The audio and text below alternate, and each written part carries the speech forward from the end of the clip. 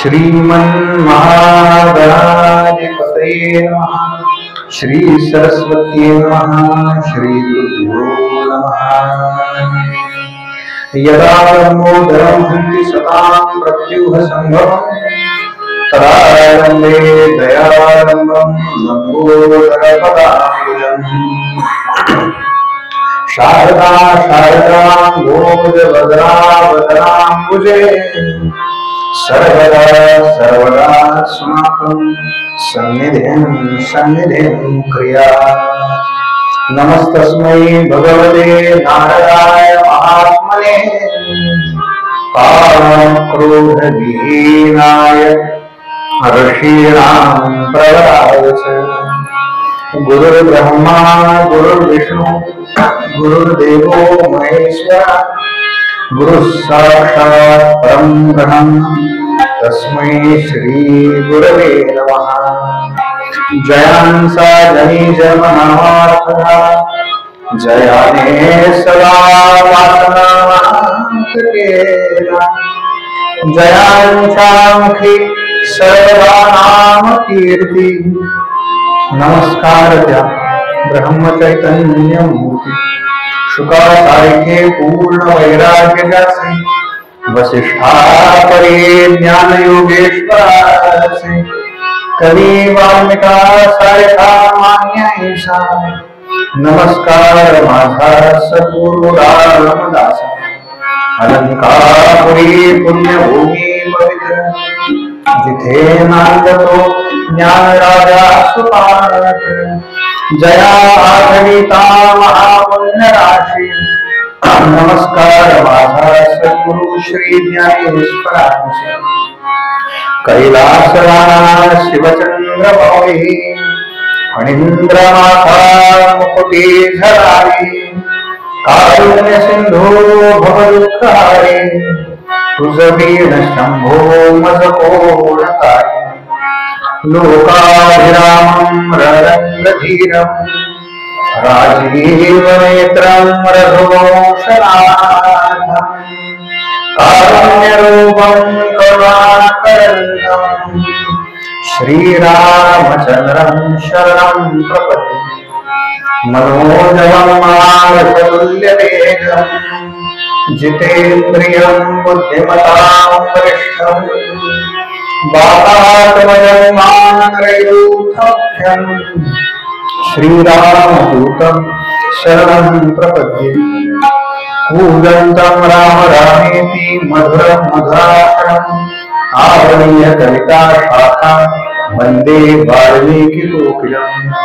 आपदापहर्तारं दातारं सर्वसम्पदां लोकाभिरामं श्रीरामं भूयो भूयो नमाम्यहम्। राजाधिराज प्रभु रामचंद्र भगवान की जय। महारुद्र हनुमान की जय। जय जय रघुवीर समर्थ।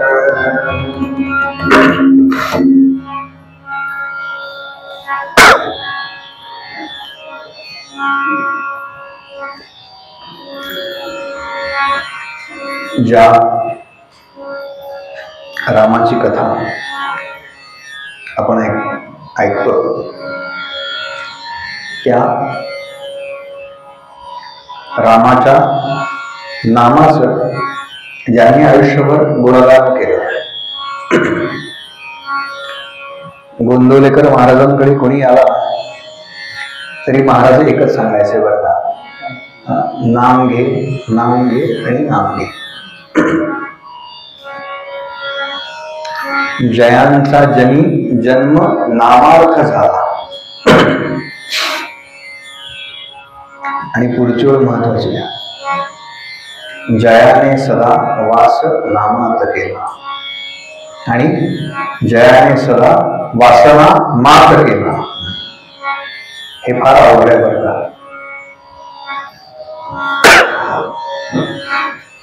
फार अवघड आहे. पण ते रामरायाच्या कृपेनं आपल्या बाबतीत घडून एवढी प्रार्थना करू. आणि महाराजांनी जे सांगितलं की नाम घ्या, ते भगवंताचं गोड नाम घेऊ. आज भगवंतांचं प्रगटीकरण आहे बरं का. जन्म नसतात, प्रगटीकरण असतं.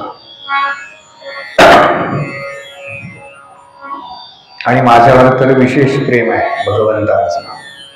हे मला नेहमी वाटतं बरं का. याचं कारण असं आहे, हा जो पाळणा ठेवलाय ना समोर, तर राव काकांकडे भागवत सप्ताह झाला ना, त्याचा प्रसाद म्हणून त्यांनी तो दिलाय मला.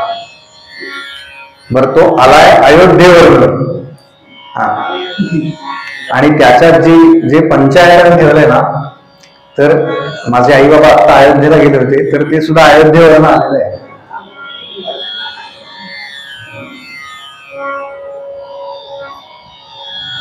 त्यामुळे कदाचित त्यांना ती कथा इथून पुढे ऐकायची असेल म्हणून ते आज आले. नाहीतर घरी येऊन झाले 8-10 दिवस झाले, 15 दिवस झाले. पण कथा राम जन्मापासून घरी सुरू होते. रामायण कुठून सुरू होतं तर स्वये श्री राम प्रभू ऐकती, तिथपासून सुरू होतं.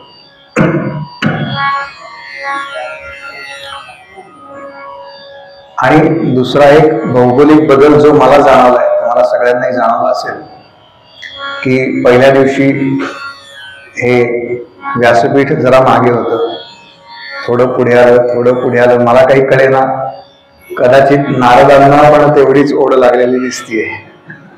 त्यामुळे कथा होईपर्यंत बहुतेक ते पुढे का हेच अपेक्षित आहे बरं का. भगवंतांना, संतांना, सद्गुरूंना हेच अपेक्षित आहे. आपण या दिशेनं प्रवास करावा. बाकी आपण प्रवास करतच असतो, पण एकदा त्याची दिशा पक्की झाली ना की मग त्यात येणारे खड्डे जाणवत नाहीत. भगवंतांचं गोड नाम घेऊ आणि माझ्या कथा भागाला सुरुवात करू. रघुपति राघव राजा पतित पावन सीताराम.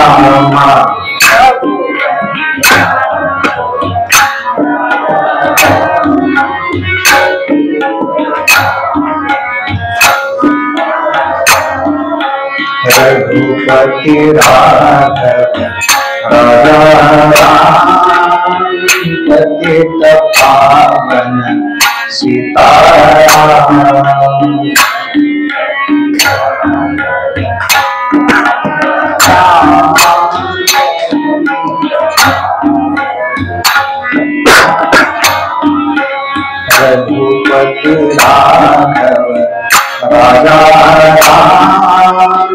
पतित पावन सीताराम. रघुपति राघव राजा पतित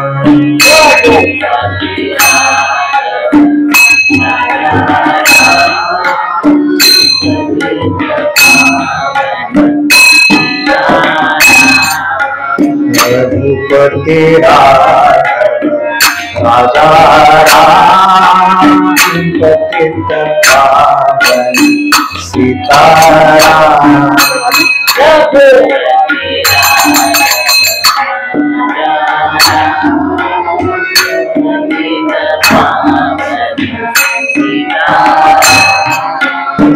रघुपति राघव राजा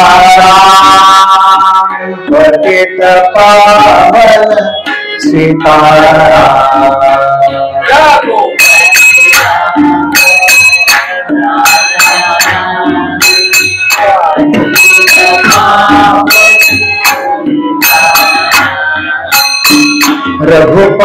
राघव राजा राम पतित पावन सीताराम। रघुपति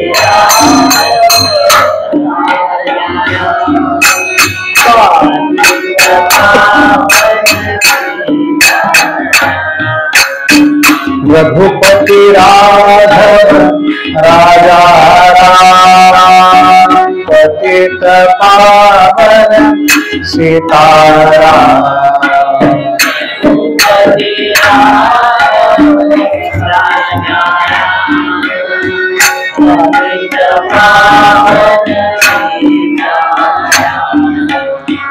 रघुपति राघव राजा राम पतित पावन सीताराम।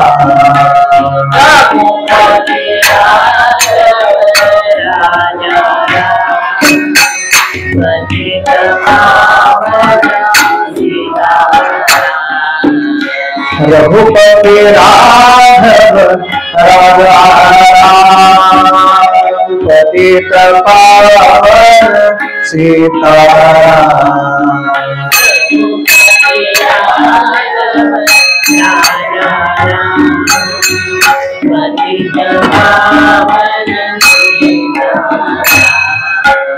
रघुपति राघव राजा राम पतित पावन सीताराम।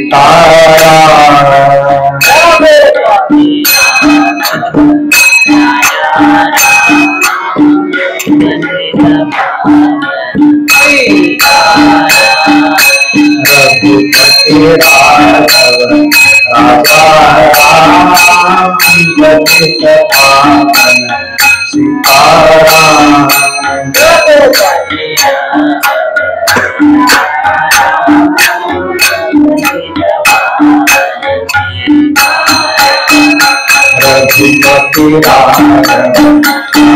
राम पतित पावन सीताराम।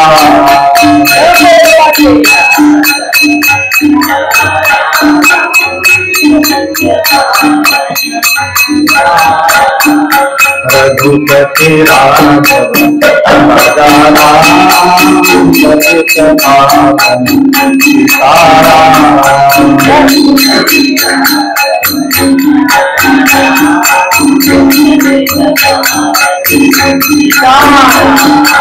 रघुपति राघव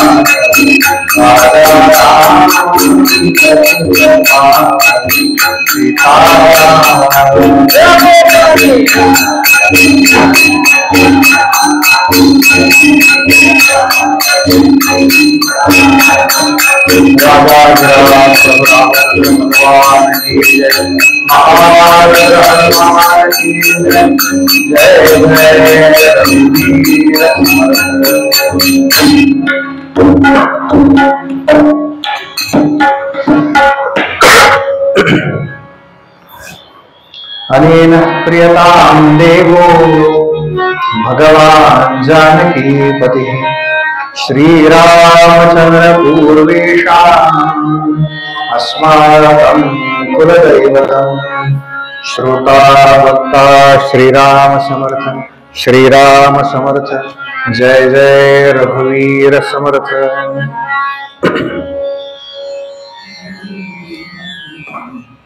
या श्रीराम कथेमध्ये अवगाहित होण्याकरता जे सर्व श्रोते भाविक सज्जन साधक तत्वचिंतक कला उपासक वैदिक याज्ञिक कीर्तनकार प्रवचनकार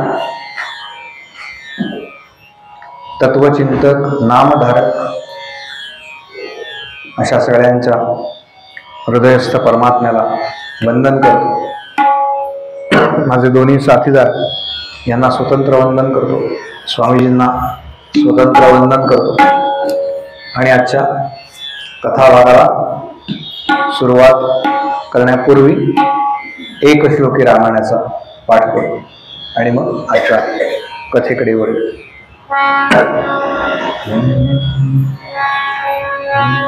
आदौ राम तपोवनादिगमनम्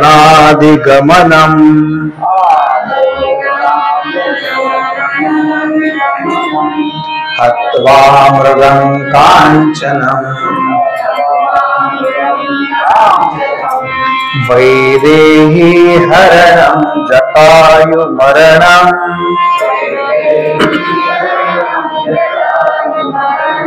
सुग्रीव संभाषणम् वाली निर्दलनं समुद्रतरणम्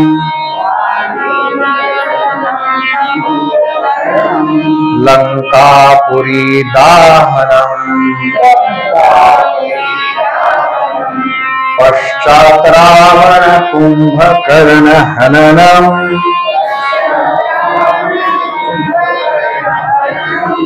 एतद्धि रामायणम्। राजाधिराज प्रभु रामचंद्र भगवान की जय। महारुद्र हनुमान की जय। जय जय रघुवीर समर्थ।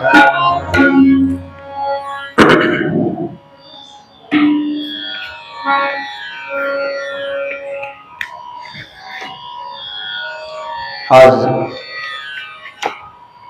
रामचंद्रांचं प्रगटीकरण आहे।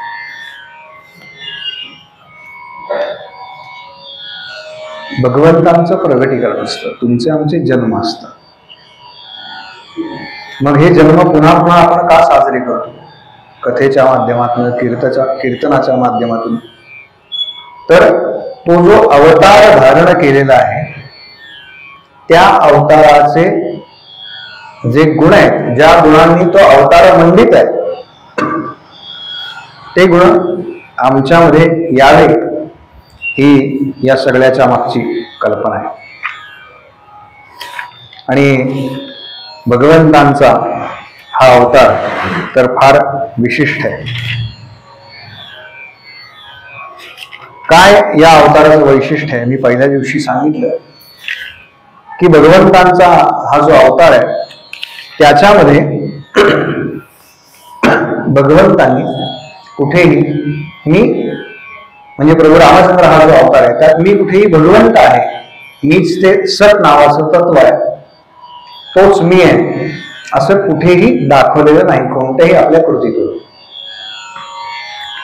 म्हणजे असं सांगतात की वनवासात गेले होते तर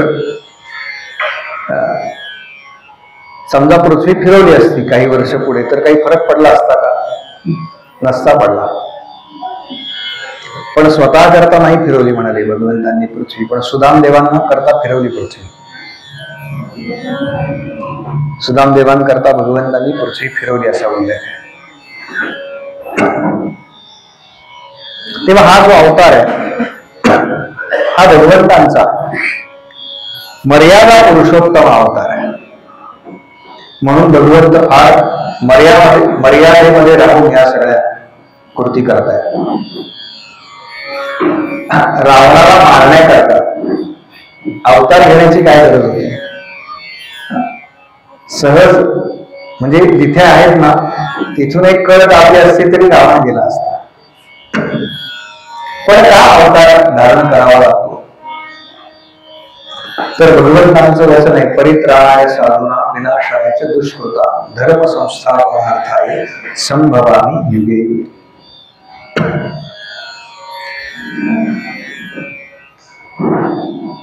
9 दिवस 9 म्हणजे 9 महिने 9 दिवस आणि 9 तास असे भरलेत असा उल्लेख आहे बरं का। 9वा खोरा चालू आहे असा उल्लेख आहे। भगवंतांचं प्रगटीकरण ते नवमीच आहे। भगवंत म्हणतात नवमी नवमी नवमी। मी रोज नित्य नूतन नवीन आहे म्हणून नवमीचं दर्शन आहे भगवंतांचं। नवमीचं प्रगटीकरण तेवढ्या करताय।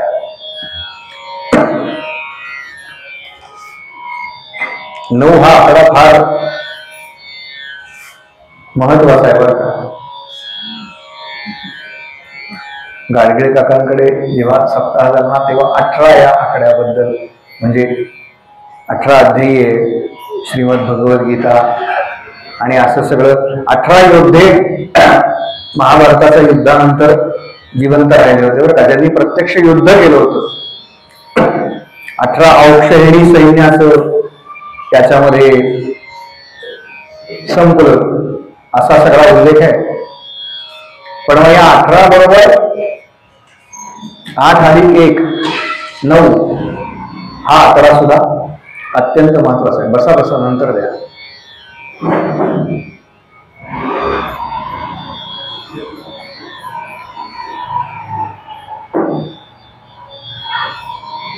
का महत्वाचा 9 हा आकडा आहे? का भगवंतांनी 9 ही स्थिती का निवडली?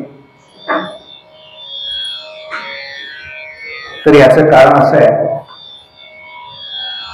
की आपण जी माळ ओढतो ना, माळ करतो, त्याच्यामध्ये 108 मणी असतात.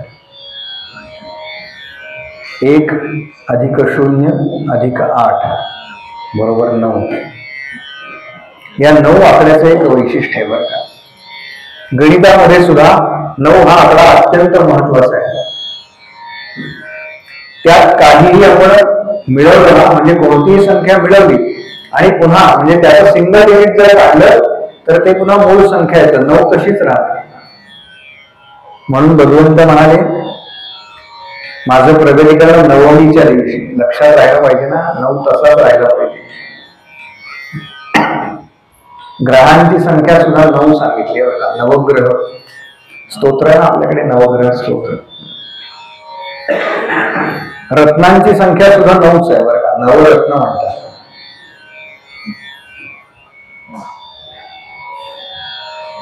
गीतेमध्ये 18 अध्याय आहेत. 8 अधिक 1 9.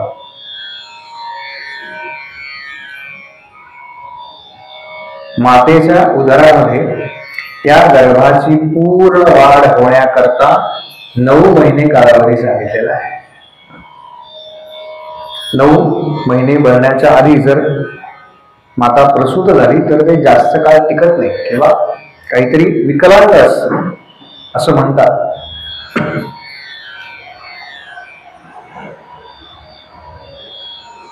देवीचे अवतार सुद्धा 9 सांगितले आहेत. नवदुर्गा सांगितलेले आहेत आपल्याकडे. आणि त्या देवीचं जे जागरण आहे त्या रात्री सुद्धा 9 सांगितले आहेत. म्हणून आपण नवरात्र साजरं करतो.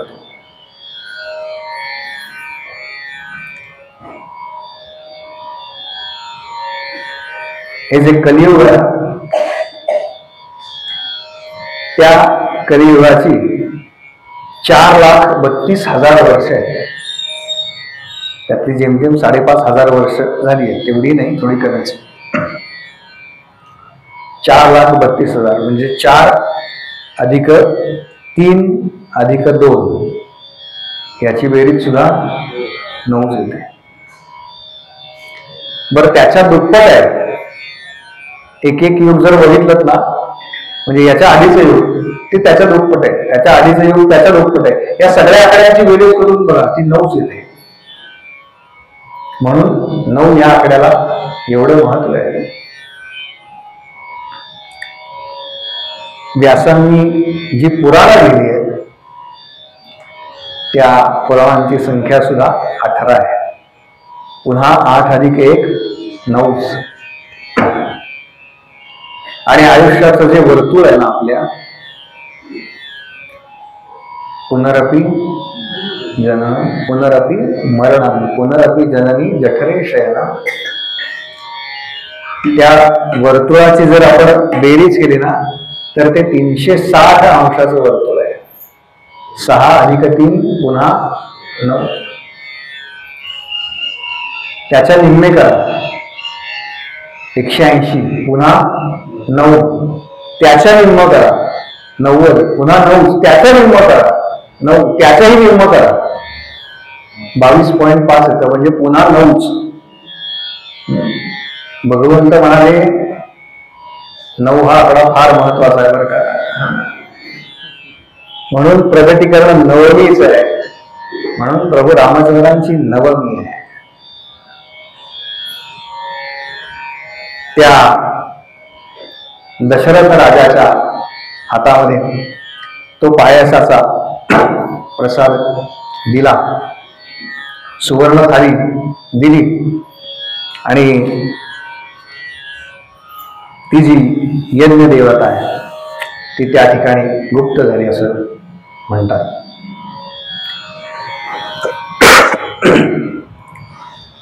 अनेक वेगवेगळ्या ग्रंथांमध्ये वेगवेगळे उल्लेख आहेत. म्हणजे हनुमंतांची जी जन्मकथा आपण ऐकतो तर ती इथपासून सुरू होते असं म्हणतात.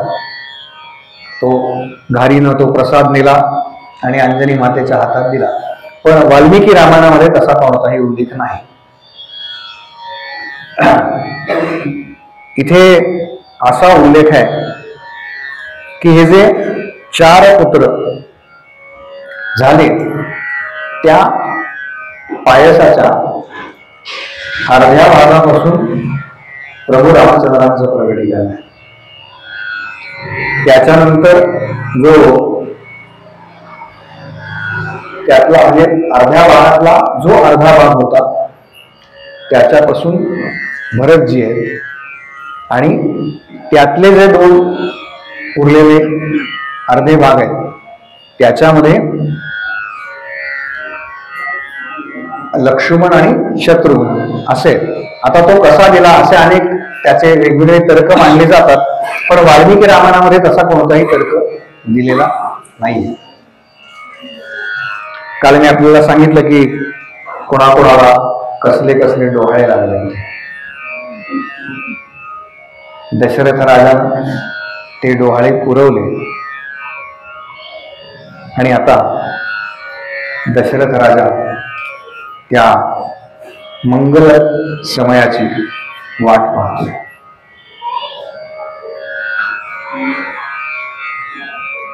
चैत्र महिना सुरू झाला म्हणजे नवमास पूर्ण भरलेले आहे आणि पुढे 9 दिवस पण भरले. नवमी नावाची तिथी सुरू झाली आणि पुढे 9 तास सांगतात पुढे, म्हणून तो अर्धा दिवस जो पकडला जातो ना तर तो 9 होरा असा उल्लेख आहे. आपण व्यावहारिक भाषेमध्ये तास म्हणूया आणि एक एक सेकंद पुढे राहतो. अवकाशामध्ये सगळ्या देवांची दाटी झालेली आहे. का तर प्रत्यक्ष भगवान महाविष्णू आता राम रूपाने अवतरित होणार आहे आणि राजाच्या महालामध्ये लगबग सुरू झाली. दासी ज्या आहेत ना त्या धावपळ करतात. आता कोणत्याही क्षणी ते रामरूप प्रगट होईल आणि तो मुहूर्त जवळ आला आणि असं सांगतात की 8 वर्षाचे 8 वर्षाचे हातामध्ये शंख चक्र गदा आणि पद्म जी त्यांची आयुध आहे ती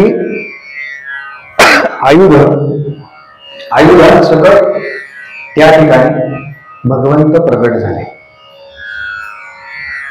आणि कौशल्या म्हणाली आई मी तुझा मुलगा आहे. कौशल्या म्हणाली असं 8 वर्षाचा एकदम कसं काय म्हणाले, मला तुला बालक रूपात पाहायचंय. आणि म्हणून त्या ठिकाणी त्यांनी बालक रूप घेतलं. एवढा एकच चमत्कार सांगितलेला आहे रामचंद्रांच्या बाबतीमध्ये. याचं कारण असं आहे की आपल्याकडे सुद्धा होता कोणी घरामध्ये नवीन बालक जन्माला आलं की सोयरं लागतं बघा आपल्याला. पण इथे तर प्रत्यक्ष देव आणि ऋषीमुनी सगळे येऊन भेट घेत आहेत असा उल्लेख आहे. मग दशरथ राजा लागलं नाही का सोयरं? नाही लागलं. याचं कारण असं आहे, सोयरं म्हणजे कशाचा प्रसाद आहे माहितीये का? तर आपल्याकडे नालच्छेदन हा विधी सांगितलेला आहे. 16 संस्कारांमध्ये एक संस्कार आहे तो विधी केल्यानंतर त्याचा प्रसाद म्हणून ते स्वर्ग पाहायचं असतं. पण भगवंतांच्या बाबतीत असं कोणतंही स्वर्ग झालं नाही, कारण प्रत्यक्ष देव त्यांचं दर्शन घ्यायला सगुण रूपामध्ये ते अवतरित होणार आहे. म्हणून देव प्रत्यक्षामध्ये आकाशामध्ये दाटी करून उभे, हातामध्ये फुलं घेतली. कशाची फुलं आहेत? कल्पवृक्षाच्या कल्पवृक्षाची फुलं आहेत बरं का, साधी सुधी नाही आहे. भगवंताला कोणतं फुल आवडतं माहिती ना? आपण म्हणतो ना गणपतीला जास्वंदाचं फुल आवडतं, कृष्णाला काय तुळस आवडते, अजून शंकरांना बेलाचं फूल किंवा पांढरं फूल वाटत. हे सगळं फार बरोबरच आहे बरं का.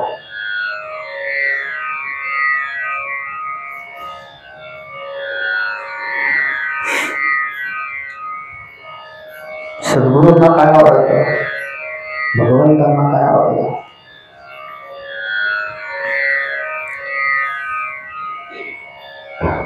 भगवंतांना, संतांना, सद्गुरूंना सेवा अत्यंत प्रिय आहे बरं का. आणि म्हणून ज्या वृक्षाची सेवा आपण करतो ना, ते फूल भगवंतांना अर्पण करायचं.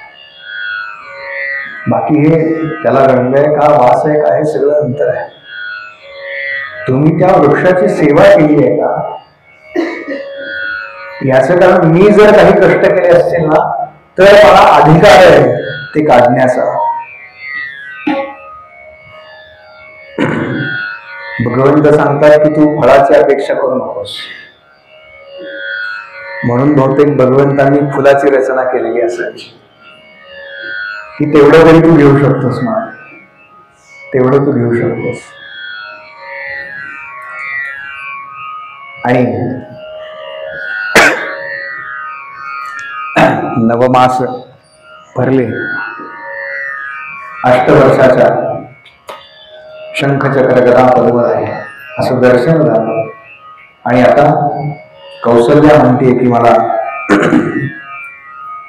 तुला बाळ रूपामध्ये पाहायचंय, मला ते मातृत्वाचं सुख अनुभवायचं आहे. कृष्ण जन्माच्या वेळेला फार छान वर्णन करता येतं बरं या सगळ्याचं. राम जन्माच्या वेळेला केवढ्या मर्यादा पडतात ना. पण हे सगळं जे वर्णन आहे त्यावेळेला अयोध्येमध्ये काय चाललं होतं, अयोध्या कशी नटली होती आणि अयोध्येचे नागरिक कसे तयार होऊन या सगळ्या कार्यक्रमांना आले होते, ते आपण एका गीतातून ऐकू.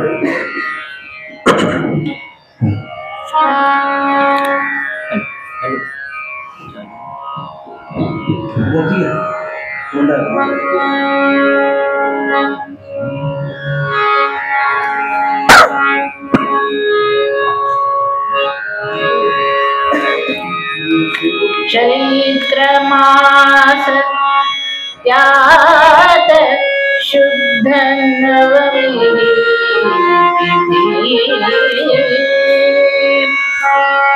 गंधयुक्त तरीही वात उष्ण हे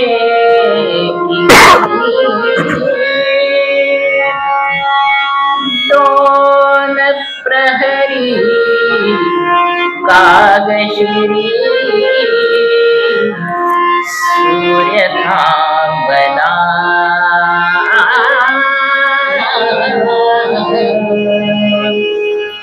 राम जन्मला सखी राम जन्मला राम जन्मला सखी राम जन्मला राम जन्मला सखी राम जन्मला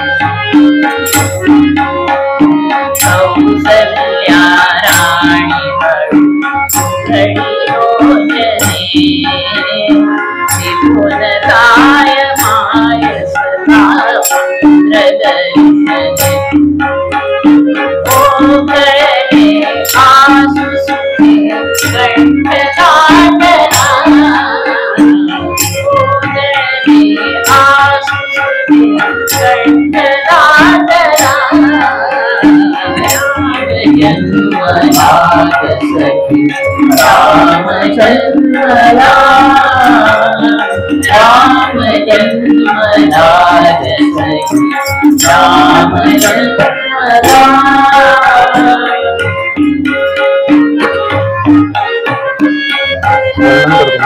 साहिल वर्णन करतो वर्णन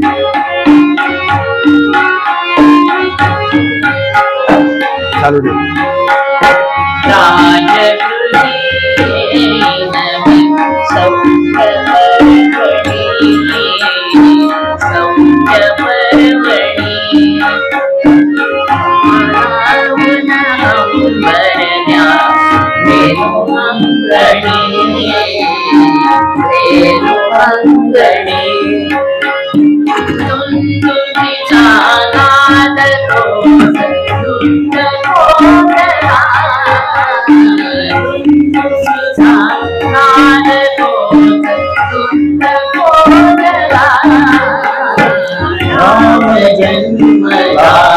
सखी राम जन्मला राम जन्मला सखी राम जन्मला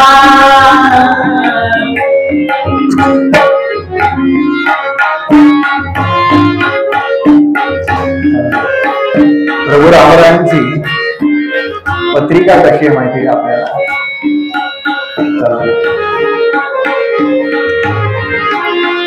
त्यांच्या पत्रिकेमध्ये सूर्य मंगळ शनी गुरु आणि शुक्र हे उच्च स्थानी सांगितलेले म्हणजे आपापल्या स्वस्थानी उच्च असतात बरं लग्नस्थानी म्हणजे ज्यांना पत्रिका कळते त्यांना पटकन कळेल बरं लग्नस्थानी चंद्र आणि बृहस्पती आहे आणि हा कशा लक्षणांनी युक्त आहे तर ज्याला शुभ लक्षण म्हणतात अशा सगळ्या शुभ लक्षणांनी युक्त असा राम जन्मला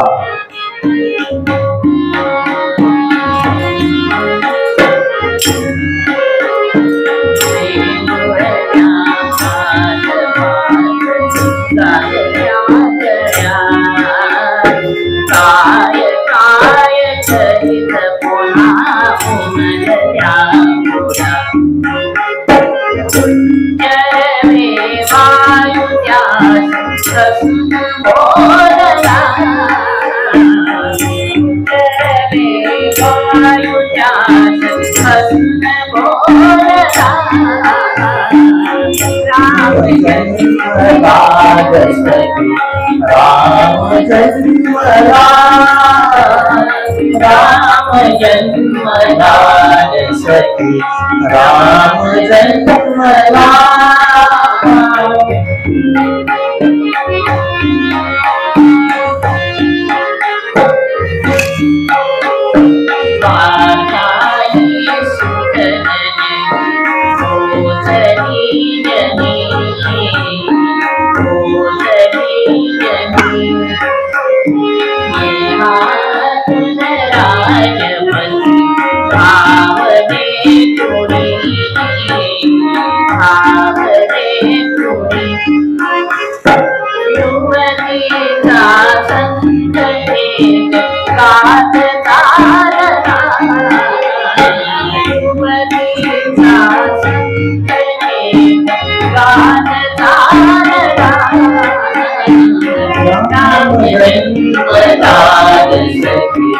राम जन्मला राम जन्मला सखी राम जन्मला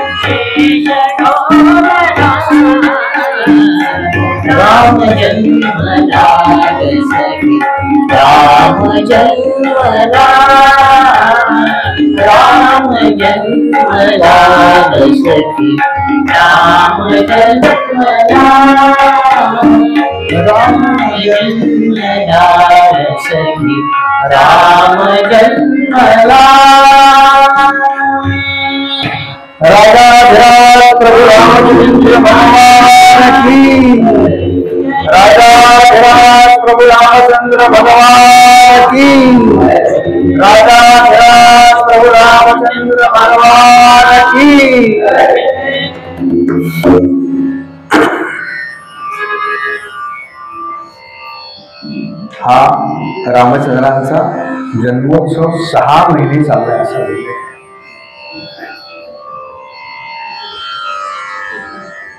आणि त्यातला 1 महिना पहिला अयोध्येमध्ये सूर्यास्तच झाला नाही असं बोलले. 2 प्रहरी काळ श्री सूर्य थांबला. सूर्यास्त झाला नाही याचा अर्थ सूर्य मावळला नाही असं नाही, पण अयोध्या नगरीच एवढी नटली होती की त्या तेजाच्या प्रकाशानं केव्हा रात्र झाली आणि केव्हा दिवस झाला यातला फरकच अयोध्यावासियांना कळला नाही. आणि सगळे अयोध्यावासी आपले त्या रामचंद्रांच्या दर्शनाकरता रांगा लावून उभे.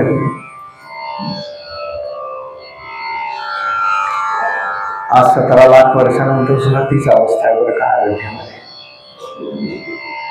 त्या रामलल्लांचं दर्शन घेण्याकरता अखंड रांगा लागल्या, अखंड रांगा.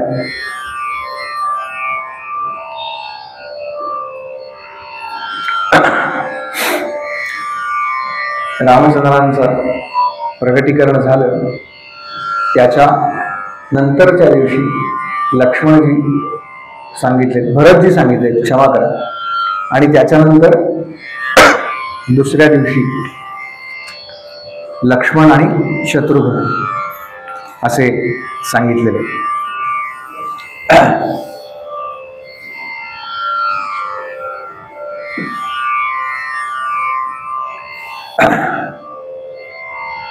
वाल्मिकी रामायणामध्ये दशरथ राजाला 4 पुत्र झाले. दशरथ राजाचे हे 4ही पुत्र अत्यंत सद्गुणी होते. ते प्रगट होताच पुष्पवर्षाव झाला. त्यानंतर त्यांचं नामकरण झालं. या 4ही पुत्रांमध्ये दशरथ राजाला राम विशेष प्रिय होते आणि ही बालकं हळूहळू मोठी झाली. एवढंच नाही बरोबर, वाल्मिकींनी काही बाललीला प्रभू रामचंद्रांच्या लिहिलेल्या नाही. पण आपल्या सगळ्यांना माहिती आहे की बालक जन्माला आलं की पहिलं काय करतात, औषध नाही, त्याच्या आधी जन्माला आल्यानंतर स्नान घालतात ना त्या बाळाला. न्हाणी न्हाणी न्हाणी त्या न्हाणी न्हाणी त्या निर्मला ते न्हाणी हो.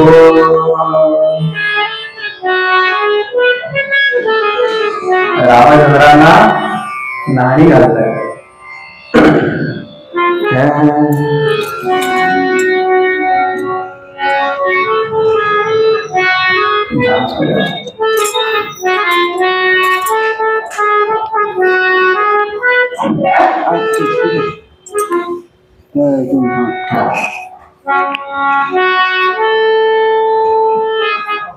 काय कीर्तनातलं जे पद आहे ना, तर ते झाड झाली हे सगळं असेल ना की छान वाटतं. म्हणजे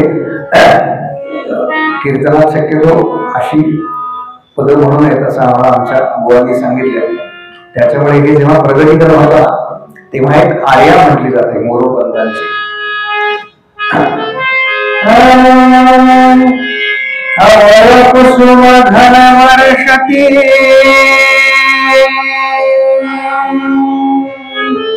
अमर कुसुम घन वर्षती तनन करीती समस्त गंधर्व सुरमुनी सकला झाले सुरमुनी सकला झाले आनंदाचे चिहे महापर्व राम राम हरे हरे राम राम राम सीतापते राम राम राम राम रघुपते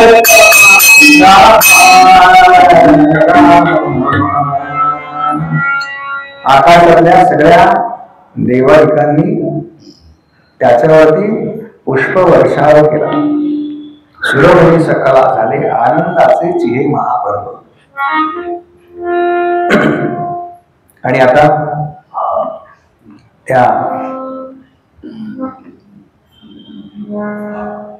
सावळ्या रामचंद्राला मातेनं आपल्या पायावरती घेतले. सत्य आहे बरं का. म्हणजे असं म्हणतात की असं काही आवाज आला की सत्य आहे वगैरे. हे फार फार जुनं सांगतोय बरं का. किती जुनं? 17 लाख वर्षापूर्वीच सांगतोय.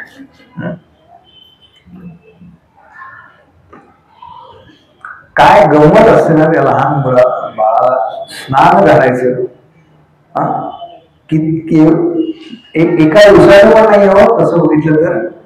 एवढे छोटे छोटे हात आहेत, एवढेसे छोटे पाय आहेत, त्याहून नाजूक त्याची जीवनी आहे, त्याचं ते सुंदर मुख कमल आहे. भगवंतांचे पाय नाही बरं का, क्षमा करा, चरण कमल म्हणतात भगवंतांच्या. आपले ते पाय भगवंतांचे चरण कमल. आणि त्यांच्याकरता आता ऊन पाणी केलेलं आहे. पायावर घेतलं, पाय लांब करतात आणि त्याला बालकाला झोपवतात बघा. त्याला छान सुवासिक तेल लावलं. रामचंद्र म्हणतायत पुढे रावणाला मारायला जायचंय ना, त्यावेळेला वनामध्ये थंडगार पाण्याने आंघोळ करायचे बरं का. आता सगळं करून घ्यावं, जेवढे दिवस आहे तेवढे दिवस. न्हाणी न्हाणी त्या, न्हाणी न्हाणी त्या निर्मला ते न्हाणी, न्हाणी न्हाणी त्या निर्मला ते न्हाणी, न्हाणी न्हाणी त्या निर्मला ते न्हाणी.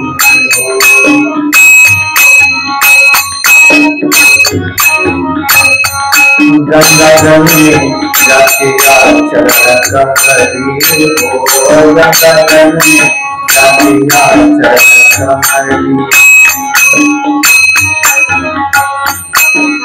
गंगेचं पाणी आणलंय कशाला? स्नानाला. पण ही गंगा कुठून आली? ती त्या विष्णूंच्या पायापासून आली. म्हणजे हे त्याचेच अवतार. गंगा जमुने जाके चरण कमली.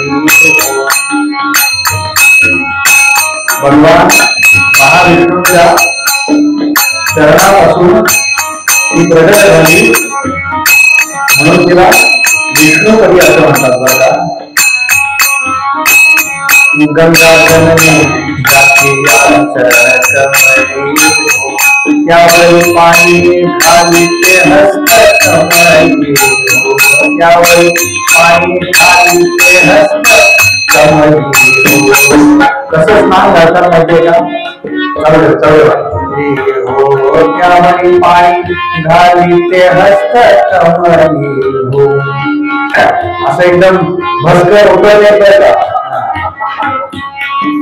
तो जो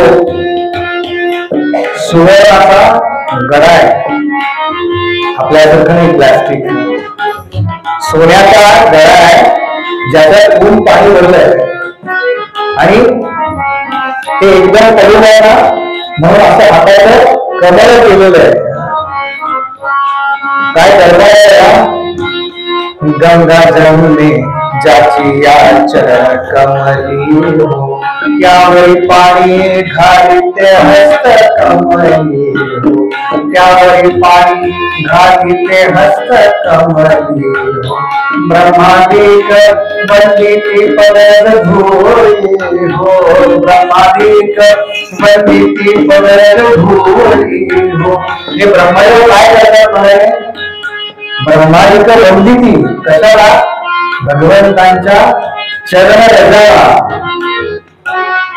चरण रजा असा शब्द आहे. ब्रह्मादिक वंदिती पदर धोरी हो, आईची माती लाभो पतीची माती लाभते निभारी हो, पतीची माती लाभते निभारी हो. नारी नारी त्या निर्मला ते नारी हो, नारी नारी त्या निर्मला ते नारी हो, नारी नारी त्या निर्मला ते धाई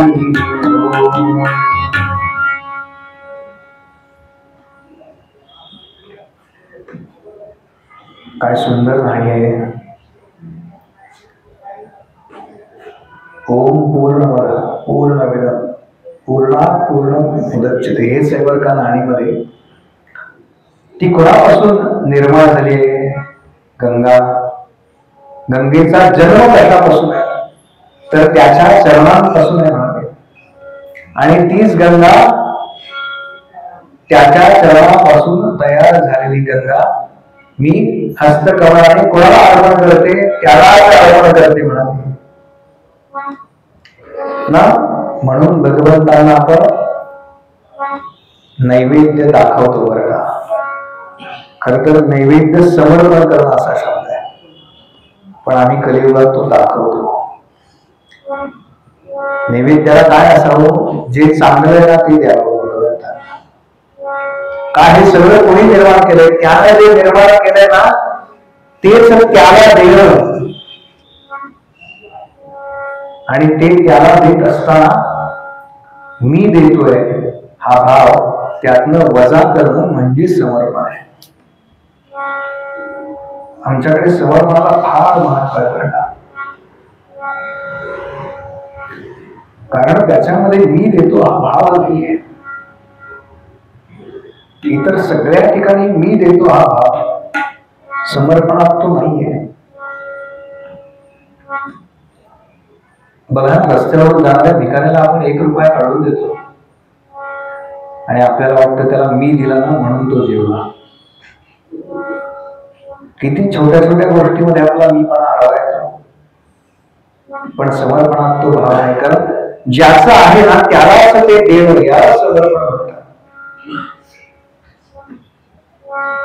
चारही मुलं हे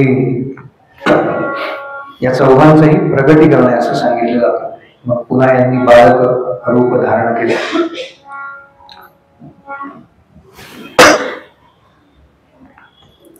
यात राम हा दशरथ राजांचा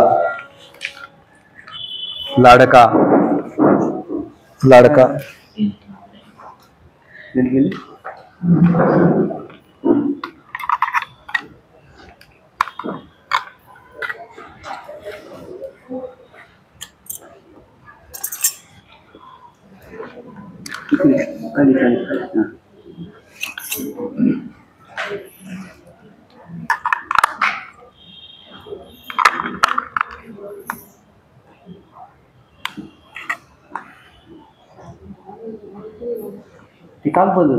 नाही यातलं कुठलं तरी एक ठीक आहे.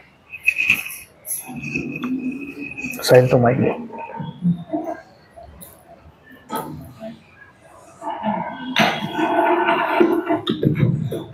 थोडं स्टूल काढ.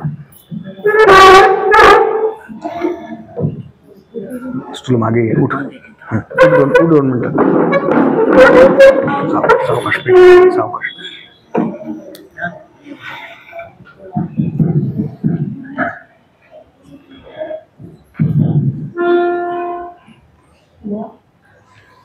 यातला स्मृती दिन हा कोमल वाचाच्या आधी.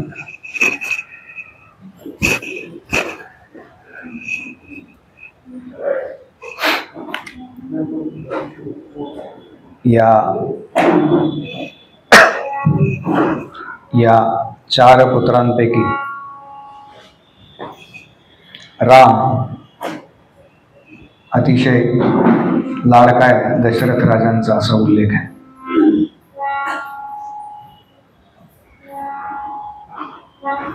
रामाची कीर्ती कशी आहे तर निष्कलंक चंद्राप्रमाणे त्याची कीर्ती अयोध्येमध्ये पसरती आहे. त्याचप्रमाणे अत्यंत दिसायला सुंदर आहे. या 4ही भावंडांनी अश्वारोहण म्हणजे घोड्यावरती कसं बसायचं, घोडसवारी ज्याला म्हणतात, ती शिकलेली आहे. हत्तीवरती कशा पद्धतीनं स्वार व्हायचं हे शिकलेलं आहे. त्याचबरोबर धनुर्विद्येचा अभ्यास केलेला आहे. या चौघांना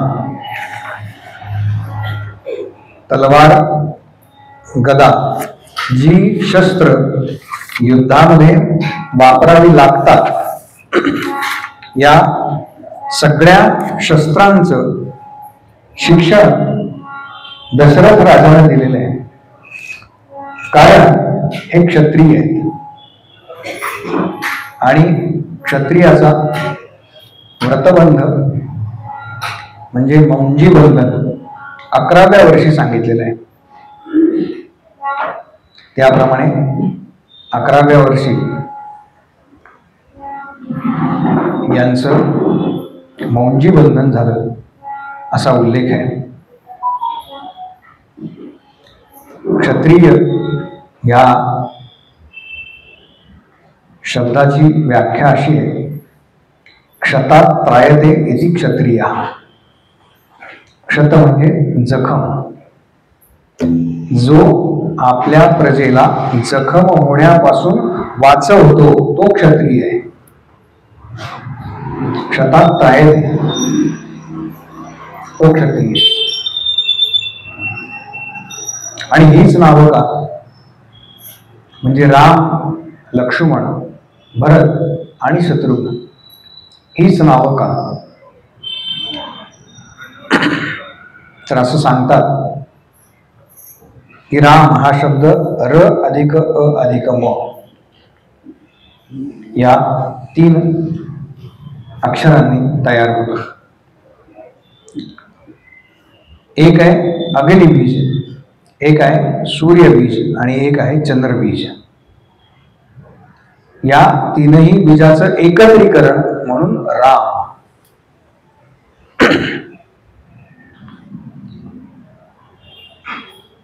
त्याच्यानंतर आहे लक्ष्मण.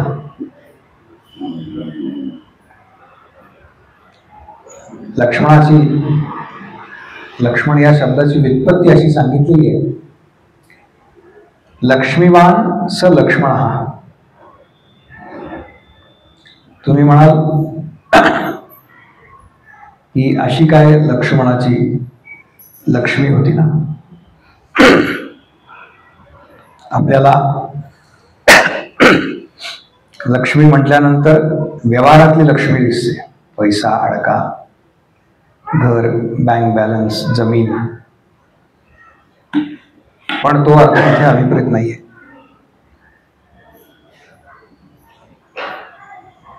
लक्ष्मणाकडे जी लक्ष्मी होती ना, तिला दास्य लक्ष्मी असं म्हटलेलं आहे. आणि नम्रता, दास्य लक्ष्मी आणि नम्रता. आणि ही नम्रता म्हणजे बौद्धिक नम्रता सांगितली लक्ष्मणाची. अनेक वेळेला त्यांनी रामचंद्रांना विरोध केलेला आहे, पण एकदा का रामचंद्रांनी त्याला सांगितलं की लक्ष्मणा मी सांगतोय ना तसंच करायचं. त्यानंतर कधीही लक्ष्मणाने असं का म्हणून विचारलेलं नाही. व्यवहारात हे फार अवघड आहे बरं का. आणि व्यवहारापेक्षा थोडं पुढे जाऊन सांगतो, नात्यात तर हे फारच अवघड आहे.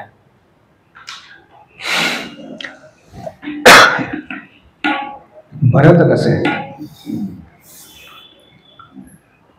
तर भरत म्हणजे विवेक आणि उत्कटता या दोन्हींचा संगम म्हणजे भरत आहेत. ज्यावेळेला परत आले आणि कैकेयीनं सांगितलं तुला राज्यावरती बसायचं आहे, त्यावेळेला काय निर्भत्सना केली भरताने. पण रामचंद्रांच्या भेटीला जेव्हा गेले तेव्हा रामचंद्रांनी सांगितलं की भरता, तू जे आईबरोबर वागलास ना ते योग्य केलं नाहीस, तिचा योग्य सन्मान ठेवला पाहिजेस. नित्यानत्य विवेक ज्याला म्हणतात तो भरतांकडे आहे.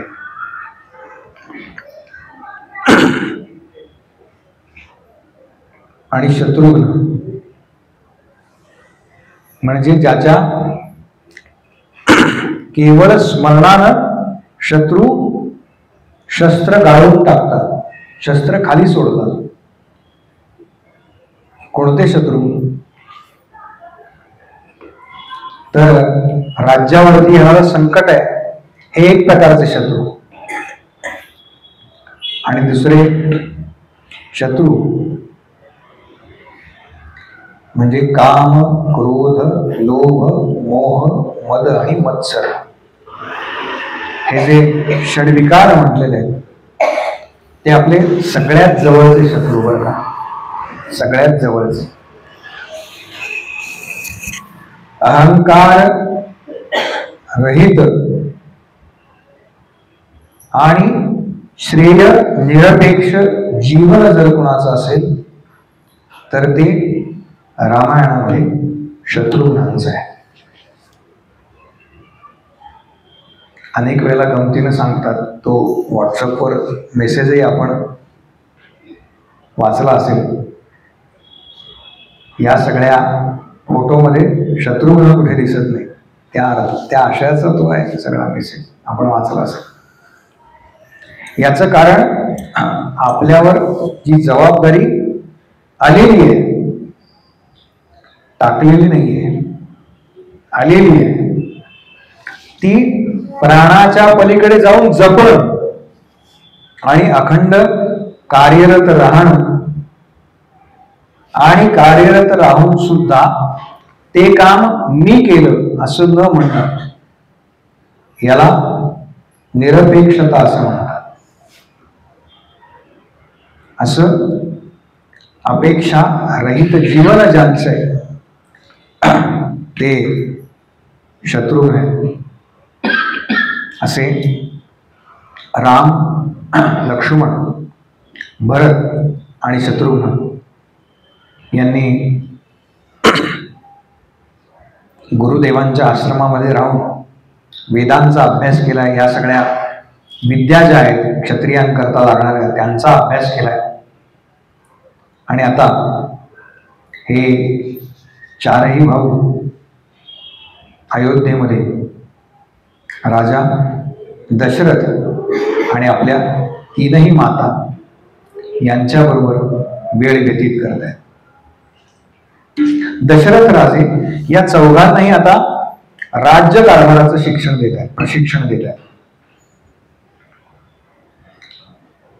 त्याच्याकरता त्यांनी आपलं जे सिंहासन आहे त्याच्या बाजूला 4 छोटी सिंहासनं बनवली आहेत, आसनं बनवली आहेत. आणि एक दिवस दरबारामध्ये न्याय निवाडा चालू आहे.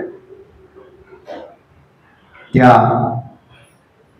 न्याय निवाडा करताना त्यांनी ती सगळी बाजू ऐकून घेतली आणि आता राजा म्हणून शिक्षा द्यायची किंवा न्याय करायचा जो काही आहे.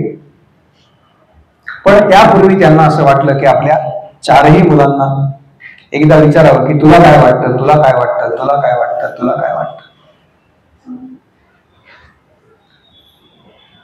म्हणून त्यांनी शत्रुघ्नाला विचारलं तुला काय वाटतं, लक्ष्मणाला विचारलं, भरताला विचारलं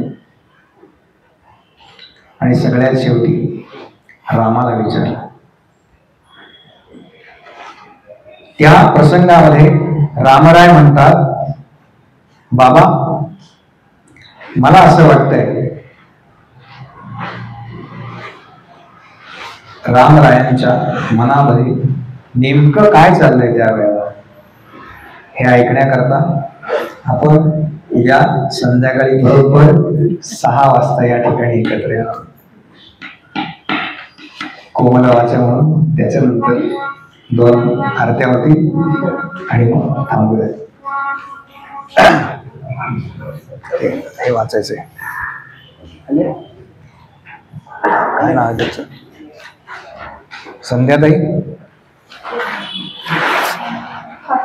हा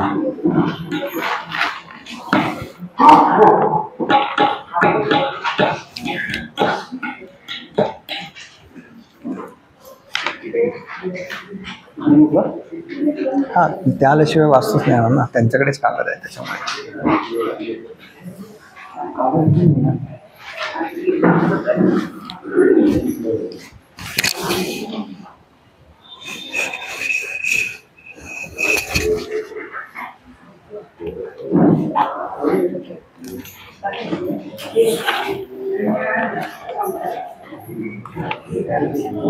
अरे बापरे, आज पाळणा म्हणायचं राहिला. पाळणा म्हणायचं राहिला उद्या. हेमाताई उद्या येणार आहात तुम्ही? उद्या येणार आहात? पाळणा राहिला. हा एक स्मृतिदिन होऊ देत, फक्त स्मृतिदिन वाचून होऊ देत 1 मिनिटभर, मग पाळणा म्हणा. 11 डिसेंबर स्मृतिदिन आहे. दुर्गाबाई सीताराम संत आणि देणगीदार आहेत सविता मनोहर नवरे, स्नेहल सुधाकर खोले. आलाय कोणी? एकच वाचा सगळं. नारद महाराज की जय. सगळे एकदम वाचन एकच द्या नंतर. सगळे दत्तात्रय शंकर पटवर्धन आणि देणगीदार आहेत सौ धनश्री अविनाश आडके.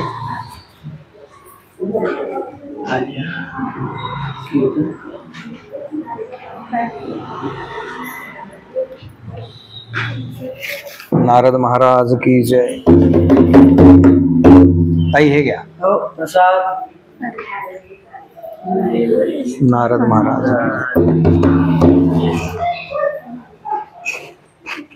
मार्गशीर्ष एकादशी स्मृतिदिन आहे. रामचंद्र भिकोबा गायकवाड आणि देणगीदार आहेत बाळकृष्ण रामचंद्र गायकवाड.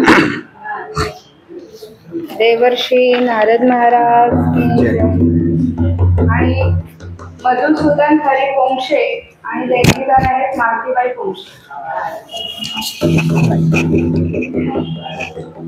या इकडे हेमाताई. देवर्षी नारद महाराज.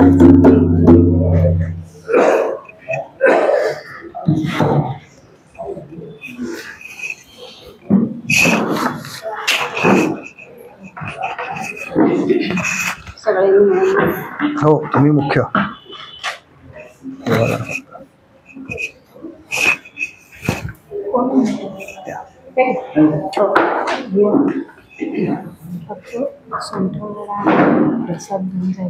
हो तुम्ही इथे याच ना, इकडे या लगेच. हो 2 मिनिटांनी आरती. कोमलवाची आणि आरती.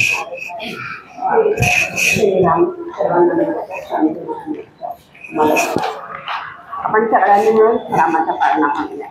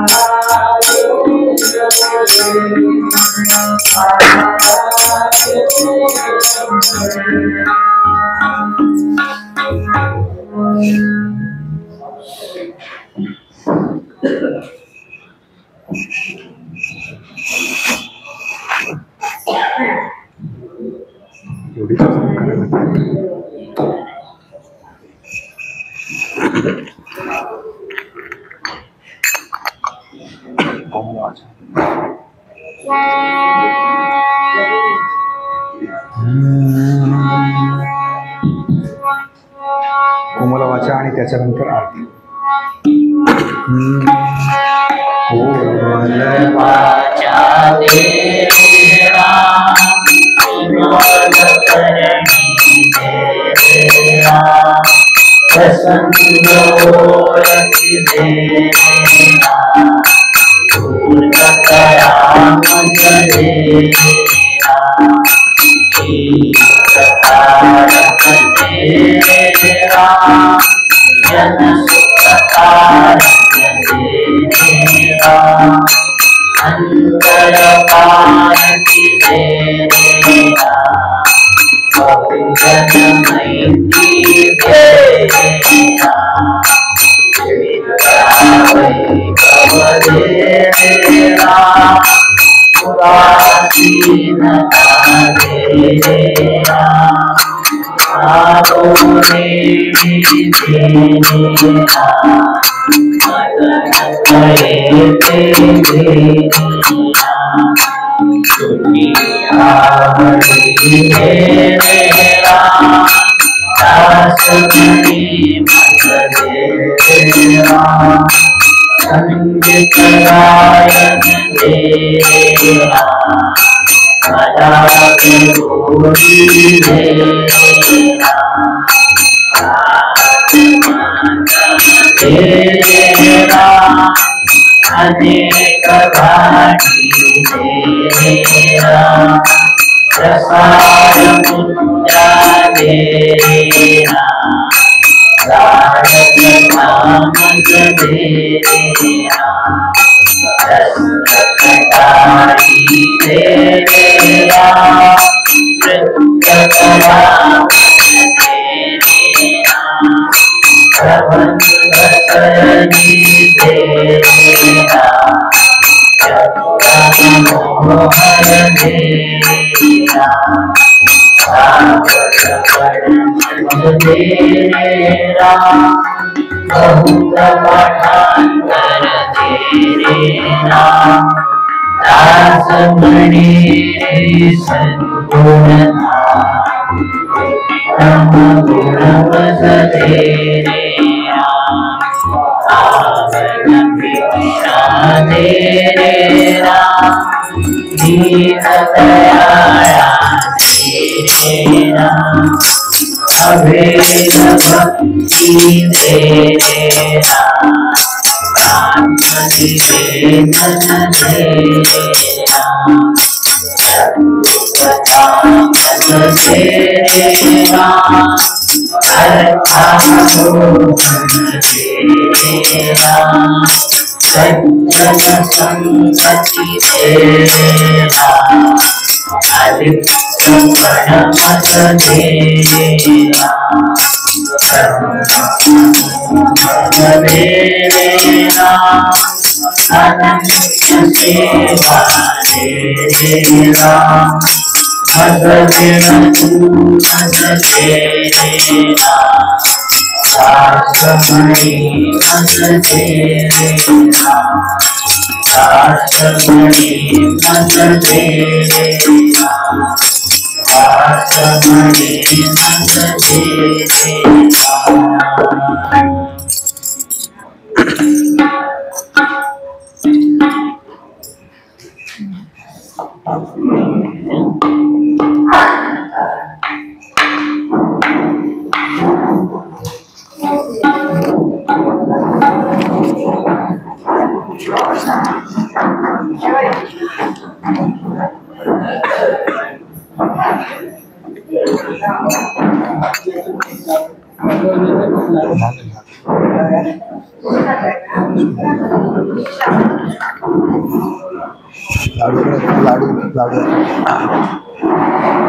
आरतीनंतर सुंठवड्याचा प्रसाद आहे आणि बेसनाचे लाडू आहेत आज रामजन्माचा निमित्तानं. तर प्रसाद घेतल्याशिवाय कोणीही जायचं नाही. साफल्या निजबल्या कौशल्या सुकन्या अभिया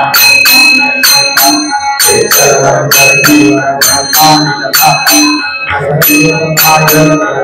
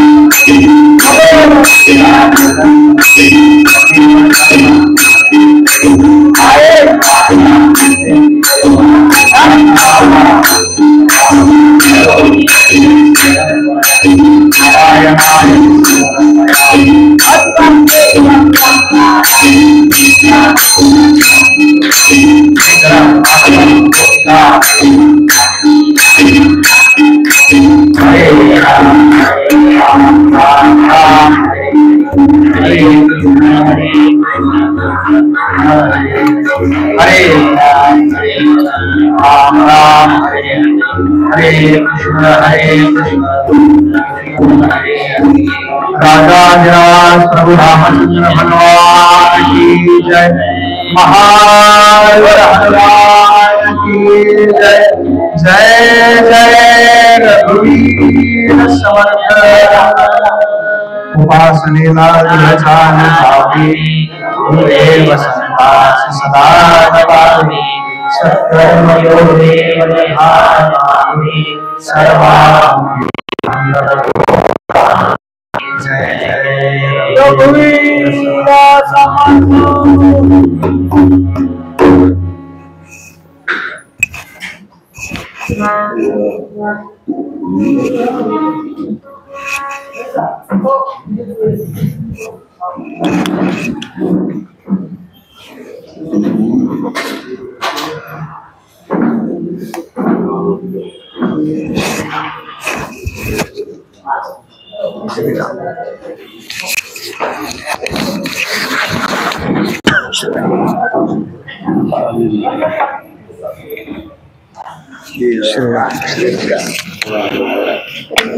श्री राम।